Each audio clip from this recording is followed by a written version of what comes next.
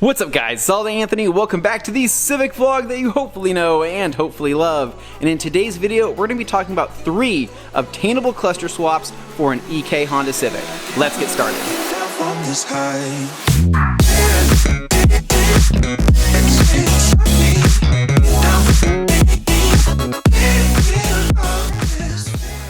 Alright guys, so today's video is going to be a shorter one. I actually had other video plans for the Civic this weekend that were thwarted due to this insane wind and weather that we have outside, so I'm going to have to save that video idea for another weekend. However, this video right here is something that people have been requesting. I believe it was last summer I had a small clip where I showed my junkyard cluster collection here, and people had a ton of questions and wanted me to highlight this a little bit more and talk about possible cluster swaps. So today's video is going to be 3 obtainable or semi-obtainable cluster swaps that you can do for an Ek Honda Civic. So if you're an EG owner, an EF owner, or a later model Civic owner, this might not be the video for you. However, if you own an Ek, this might be information that you want to hear. Now, to not get anybody's hopes up, I'm not installing any one of these clusters in the Civic in today's video. I'm going to save that for another video and I'll explain that here in just a little bit. This is more just a general overview of the possible cluster swaps for these cars,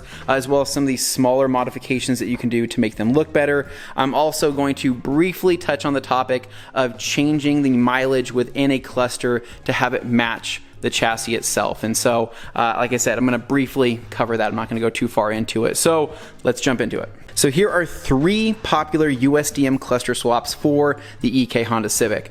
Now I want to focus more on the USDM market because that's where I live, and also because if I were to make a video covering all of the different cluster swaps from around the world, I'm sure that list would be endless. There's so many different options out there, everything from the Type R to the SIR to the Canadian cluster. I mean, the list goes on. So I want to focus more on the obtainable USDM clusters for my friends here within the States. So getting started with our first one here, we have the Civic EX Cluster. So the Civic EX Cluster is the same cluster that came on my car, except this one I've kind of taken apart and Frankensteined a little bit. However, this is hands down one of the most popular cluster swaps for people that didn't have an RPM gauge stock, meaning the Civic CX owners or the DX owners or yada yada yada didn't have an RPM gauge. All they had was the speedo in the middle with a fuel gauge and a temperature gauge. That's all they had. What people don't know is you can take an EX Cluster, plug it directly into your existing wiring harness, and bam, you have an RPM gauge that works. Basically, every 96 to 2000 Civic was already pre-wired for an RPM gauge. People just didn't know that, right? So basically, you could take the RPM gauge, the full cluster, swap that in, and bam, you have RPMs, you have fuel, you have temp, you're good to go. There's really nothing else you need to do. So the 5-speed EX swap is extremely popular.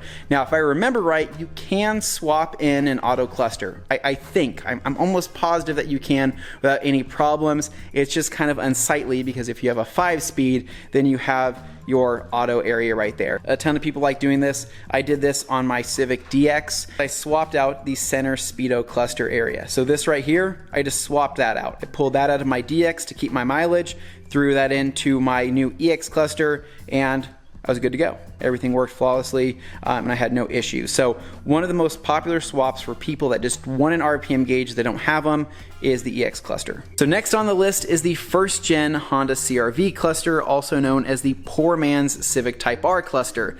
Now what's cool about this one right here is that a ton of people don't know that you can put that into an Ek Honda Civic. So for a lot of the people that want to eliminate that blue or just find that unsightly, this is a really good option for you because the face has a really cool orange color with a little bit of red into it, and I personally think it just looks cleaner. Now, I'm not sure if you can swap an auto CRV cluster into a Civic. That's something that I'm just not sure about. I think you might be able to, but the 5 speeds are hands down the most sought after in terms of the CRV clusters. So make sure it's a 1st gen. The 2nd gens will not work from what I know. So it has to be a 1st gen, which comes from a 95 to 2001 Honda CRV. So a really cool swap, man. I think that this just looks killer. I think it looks really good. I like the coloring on it. And this was going to be my plan for the car until I got those. So what's funny about these Civic SI clusters is that I came across both of them within 1 week of each other when I wasn't looking. Typically when I'm looking for something, I never find it. I always tend to find things when I'm not looking. So my buddy Kevin hit me up and said, yo dude, I found this really nice example of a Civic SI cluster if you want it. So I went and picked it up from him, and this is by far a really clean example. I think that this one looks really, really good. However, 1 week later, I find this one a little bit rougher, but this one had a more interesting story to it because this was from a subscriber who I didn't really know was a subscriber at the time, and I don't think he knew he was a subscriber until we started talking about it. But he sold me this, and it did not look like this. So it actually had those luminescent overlays on all of the faces of the gauges here that were blue and hideous, and I just peeled them off. And what it basically showed off was this beautifully untouched cluster. I mean, hell, look at the red on the SI. It is still red. Look at the red on the RPM gauge. That is still red. Typically, with the sun exposure, those fade to more of an orange color like you see down here. So this was one of those scores that I got for a freakishly good deal that I wasn't expecting it to turn out how it did, and they look awesome. So that's kind of what was funny about that story. But what are some of the main differences? Let's talk about that. So at first glance, the Civic SI cluster has the coveted red needles, the red SI logo, as well as the red limiter area. Now what's funny is, as a kid, for some reason I had this perception that this face right here actually had carbon on it, when in fact it's just a bunch of dots. From a distance, it kind of resembles carbon, but now that you look at it, not really at all whatsoever. Now, this is one of the most sought after clusters, mainly for the high revving RPM gauge. Now, obviously, this is out of a car with a B16A2 in it that revs out to 8 grand. But for people that had swaps in their cars, they wanted that RPM gauge so they had a more accurate reading of their RPMs, whereas all the other hot boys out there are revving way past 7 right there. And while yes, that is pretty cool, I can understand why some people would want more of an accurate reading on their RPM. So the SI was a really popular swap, mainly for the high revving output here on just that gauge itself. So does that mean if you have a D16 and you swap this in, you can now rev out to 8 grand? No, unfortunately not. So you'll still kind of cap out just a little bit after 7 there, so you won't get that extra grand of revving. But it does look a lot cooler than the EX cluster, I will admit that, and it does look a lot cooler than the CRV cluster. Now, this is just a direct plug and play, just like the other clusters in. So if you have a 96 to 2000 anything Honda Civic, you can throw in an SI cluster without any issue. Now, in terms of obtainability, because that's the big portion of this video here, all of these are relatively obtainable. The EX cluster, hands down the most obtainable. I could go to a junkyard right now and probably find 5 to 6 of these manual transmission EX clusters. I could probably find even more of the auto clusters. They're just really, really common. So if you're worried about finding one of these or can't find one, trust me, there's a ton of them out there. You'll be able to find one.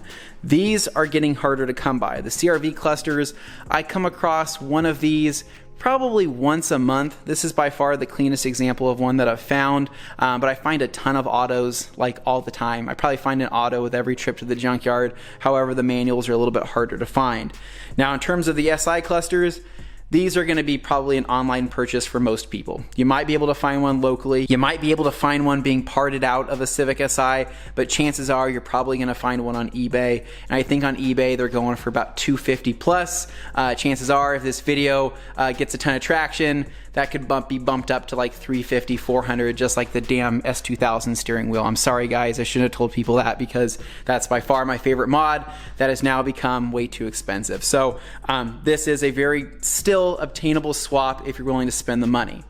Now, Anthony, what about the Civic Type R cluster? What about that? Is that a cool cluster? If you don't ask me that, yes, that's obviously the cluster we all want, but that is by far the most expensive nowadays. Those Type R clusters are going for an ungodly amount of money. I think the last one I saw sold for, I think like it was either 600 to 800 bucks. They're getting really, really expensive. So obviously there's cooler clusters than just these different 3 models out there. It's just a matter of what's obtainable, especially here within the USDM market. And another popular option as well is the S2000 cluster swap. It looks super badass. There's no denying that. It's just more work and it is quite a bit of money. So the next topic is going to be modifying your existing cluster to make it look cooler than it actually is. Now, this is a really popular Honda bro thing to do, and people love putting LEDs into their existing cluster. So what they'll typically do is pop out all of their halogen lights in the back, swap them out for LEDs, and have it to where the cluster shines brighter from the back side. You could also swap out these top two LEDs right here, so right next to my finger, there and over here, and what that will do is that will shine an LED down onto the faces of the cluster. So a lot of people do this wrong to where they put so many damn LEDs where it turns into a freaking bug zapper, and you don't want that. You want it just bright enough to be able to see the gauges without blinding you. So when you do LEDs here, here, here, here, here, here, and on the back side, this thing is like opening the fridge at like 2 a.m. when your parents are sleeping and it lights up the whole damn house. So you don't necessarily want that, right? You want it to where it's just a focus on the gauge. So I'm not a fan of changing out these two bulbs right here. I think keeping those with the normal stock halogen incandescent bulbs and swapping the backs out to LEDs, I think that's a little bit more tasteful. I think it looks better. However, I'm old school, guys. I don't mind the damn incandescent bulbs on these cars. I really don't. Especially on the SI cluster because these light up red, obviously. But some people really like the LEDs on the EX and the CRV cluster and all the other different clusters out there. It's a personal taste preference. Basically, I had a bag to show you guys. I couldn't find it. So just trust me, there is an LED size that you can swap out these bulbs for on the rear. So if you want to, you can actually swap out every single one of those bulbs to where basically your fuel light, your gas light, your blinkers, everything is an LED and is super freaking bright, if that's what you want to do. You know, I'll post up some pictures here kind of showing you guys an example, but it's just a personal preference. I like the old school look. I like kind of keeping a little bit OEM because otherwise I'm going to have this bright ass cluster and then my climate control is going to be incandescent bulbs and that's going to look kind of odd. So unless you swap everything out to LEDs, that's the only way I can see this actually working. So that's a pretty popular mod to do, is the LEDs. Now, something I was experimenting with was painting the actual needles. So I saw this online. You can grab this, it's called Testers paint, and you can get these in different colors. So you can do like fluorescent orange, fluorescent red, fluorescent green, yellow, you know, yada, yada, yada, and then paint it onto your existing needle. Now, I did it for this one as just a test. This is obviously my throwaway cluster. I don't think it looks that good. Some people might think it looks okay. I think it looks kind of crappy in my opinion, and I think there's a lot of room for error there if you don't mask everything off. So I tried it, wasn't for me. If you feel like you can do a better job, if that's something you want to do, you can absolutely do that. So my initial idea, right, just my initial idea was to test it on this, see what my thoughts were. Obviously, I wasn't a fan. But if I were to have done this, I would have used this on the CRV cluster, and then I would have done this carbon overlay here. So this carbon overlay you can find on eBay. I'll try to link it down in the description below. But this slides directly onto your existing plastic. So you leave that existing bezel piece on there, that inside plastic, and this is just a sticky tape that sticks over the top of that and gives you that carbon look. Obviously this is not real carbon, this is just a sticker, but I think that that would have looked pretty clean, right? Carbon face here, a little bit of orange paint, maybe some LEDs on the back side. That would have looked good, and I probably would have done that until I found the SI clusters. And so at this point, I'm probably just going to go with the SI cluster. So if you're wondering why I haven't installed one of the SI gauges into the car yet, it's because I had this, what I think is a cool idea. You guys might think it's tacky, but I wanted to take my ALLDAYANTHONY logo and shorten it to where it was just 2 A's and make a small vinyl sticker to go over the SI badge right there, and then install it in the car. I thought that would be kind of like my own unique touch on the gauge cluster, and I thought it would look kind of cool, but let me know what you think. Tacky, cool, I don't know. That's what I was thinking. But once I do that, then I'll install it, and then I'll make an install video kind of showing you how easy it is.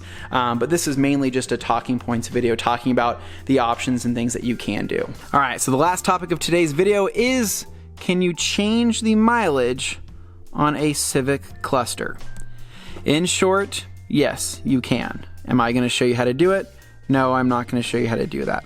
Obviously, for legal reasons, but I will say that there is a video that exists online that shows you pretty much how to do it. I mean, it pretty much shows you how to do it, so it does exist.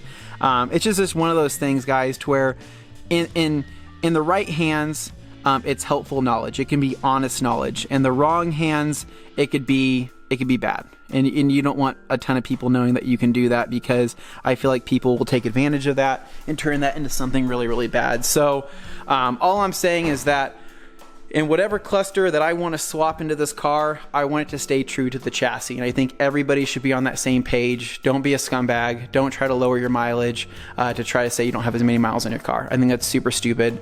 I think that I don't want to go down this rabbit hole. I just don't want to talk about it a whole lot because I think it's dumb. But what I'm just trying to say is that in one of these SI clusters here, right, one of them has 170,000 miles on it. My car is 5,000 miles away from that. If I wait for that extra 5,000 miles, then bam, I've hit the 170.